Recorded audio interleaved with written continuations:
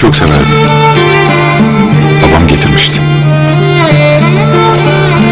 Gündüzleri oynar, geceliğinde bunu yastığımın altına koyar, öyle uyurdum.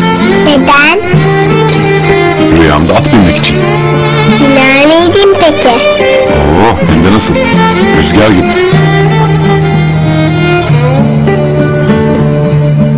Ben bunu sana vermek istiyorum.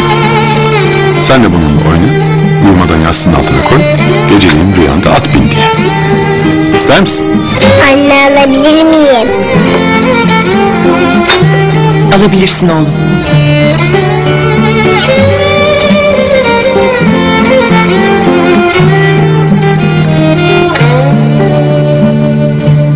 Teşekkür ederim.